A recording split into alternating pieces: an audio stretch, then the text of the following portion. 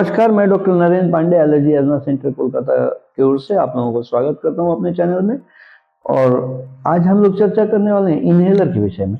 Inhaler के विषय में बहुत सारी मिथ्स हम लोगों के बीच में रहता है।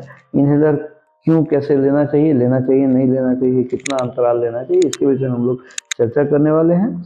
और आप लोग जो नए दर्शक आए हैं उनका मैं स्वागत करते हुए अनुरोध करता हूं लाइक, सब्सक्राइब, कमेंट, शेयर करके जाने के लिए। पुराने दर्शक जो लाइक, सब्सक्राइब, कमेंट, शेयर कर रहे हैं उनको मैं बहुत बहुत धन्यवाद देता हूं।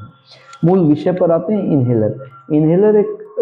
इनहेलर जब भी डॉक्टर साहब लोग लिखते हैं तो पेशेंट्स विस्मित हो जाते हैं कि ये लेना चाहिए, नहीं लेना चाहिए, अरे ये तो लास्ट रिसोर्ट है, ये तो दम्मा वाले के लिए है। हो सकता है आपको खांसी हो रहा हो और डॉक्टर साहब ने इनहेलर दे दिया हो, तो आप ट्रबल में पड़ गए कि भाई ये तो दम्मा वाले का है, हमें तो इतना परेशानी नहीं कि इनहेलर लेना पड़े। तो इनहेलर है क्या? बेसिकली अगर खोल के देखेंगे तो एक बॉडी स्प्रे टाइप का छोटा शीशी मिलेगा, जैसे हम लोग बॉडी स्प्रे लगाते हैं, और उसका आकृति प्रकृति इस तरह का बनाया हुआ रहता है ताकि वो हम डायरेक्टली लंग में दवाई भेज सकें। जनरली अगर एक कफ सिरप पीना पड़े तो चम्मच या मेजरिंग कैप के जरिए हम लोग माप के कफ सिरप का सेवन करते हैं। ठीक वैसे ही इनहेलर मीटर डोज इनहेलर है, और डोज उसका मपा हुआ, और वो मपा हुआ डोज उसका आकृति प्रकृति इस तरह का बनाया हुआ ताकि वो डायरेक्टली लंग में दवाई भेजा जा सके। वो जस्ट एक ड्रग डिलीवरी डिवाइस है। ओरली दवाई नहीं खाते, ओरली अगर दवाई खाते हैं तो डाइजेस्ट होकर खून में मिलकर सारे शरीर में घूम के तब छाती में हमको आराम देने आएगा, और इनहेलर से लेते हैं तो डायरेक्टली छाती में हमारे रेस्पिरेटरी ट्रैक्ट में दवाई पहुंच गया। ये एक।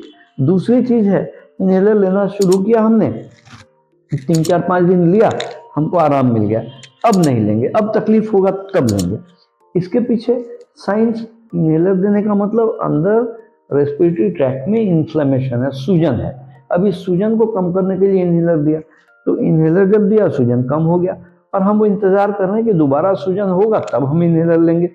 दोबारा जब सूजन हुआ फिर इनहेलर लिया, फिर सूजन कम हुआ, फिर, और ये सिलसिला अगर चलता रहा तो क्या होगा, हम लोगों के लंग का इलास्टिसिटी खत्म हो जाए। ये एक टिश्यू है, लंग के अंदर का रेस्पिरेटरी ट्रैक्ट के अंदर ये टिश्यू है। अब ये टिश्यू भी समझिए रबर जैसे ही है। अगर रबर बैंड बार बार टानते छोड़ते रहेंगे तो क्या होगा, उसका इलास्टिसिटी खत्म हो जाए। ठीक वैसे ही हम लोगों का लंग का इलास्टिसिटी खत्म हो जाएगा। इसलिए डॉक्टर साहब लोग जब इनहेलर अगर देते हैं तो समय समय पर जैसा जिस डोज में बताया है, जितने दिन का बताया है, उतना दिन बिल्कुल सेवन बराबर करें, क्योंकि वो एयरवेज का लाइनिंग सही रहेगा, उसको इन्फ्लेमेशन, सूजन होने नहीं देगा, और आपका जिंदगी भी बेहतर रहेगा। अगर इंटरनल एयरवेज अगर हार्ड हो गया, रिमॉडल्ड हो गया, तो क्या होगा, आप पहले एज्मा में थे, जो रिवर्सिबल डिसऑर्डर है, तो उसमें कन्वर्ट होकर आप सीओपीडी में चले गए, क्रोनिक ऑब्स्ट्रक्टिव पल्मोनरी डिसऑर्डर जो नॉन रिवर्सिबल डिसऑर्डर है।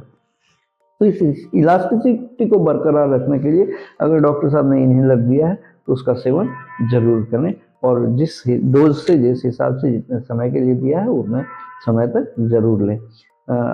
हमारे यहाँ अगर परिसेवा लेने का जरूरत पड़े तो नीचे दिए गए नंबर 7278034776 में संपर्क करके आप आके परिसेवा ले सकते हैं। हम लोग कोलकाता में सियालदा स्टेशन के पास पैदल चलने योग्य 5 मिनट का रास्ता मौलाली मजार और इंटाली सिनेमा हॉल के बीच वाले मकान में अवस्थित है। आज के लिए इतना ही। आप लोग स्वस्थ रहें, खुशहाल रहें। मैं doctor Narendra Pandey, allergy asthma centre Kolkata की ओर से। अगर चैनल अभी तक नहीं सब्सक्राइब किया हो तो सब्सक्राइब करके जाएंगे, और अगर वीडियो पसंद आया हो तो एक लाइक बटन तो बनता है।